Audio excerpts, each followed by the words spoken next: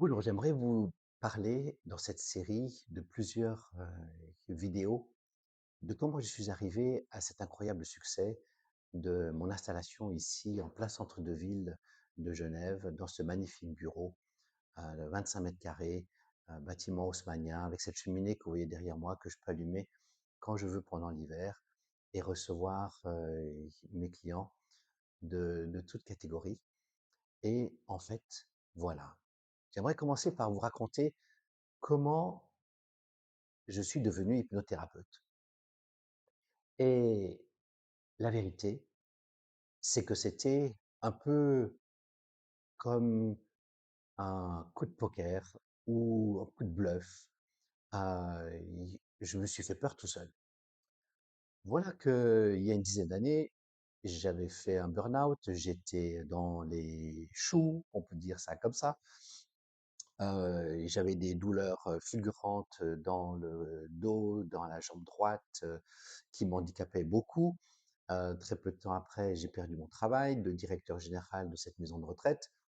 Et puis au tournant des 50 ans, quand on cumule ce genre de désastres, on se fait pas beaucoup d'illusions sur l'avenir. Et c'est là que j'ai commencé cette formation d'hypnose, après avoir fait un stage sur l'auto-hypnose qui a été révélateur. Et au fil de la formation, je découvre les techniques. Et puis un jour, alors que ma formation n'était pas terminée, et que j'avais encore l'espoir de trouver un poste de directeur général dans une maison de retraite ou dans une institution de santé, puisque c'était mon domaine, je croise un monsieur qui était voisin, qui était là de passage, un chanteur d'opéra. Il venait d'Italie et il avait un cachet pour chanter euh, dans l'opéra du Barbier de Séville, le fameux Figaro. Donc, il est là, pas loin, et on parle de choses et d'autres. Et puis un jour, il me pose la question, je te vois souvent par ici, c'est quoi ton travail?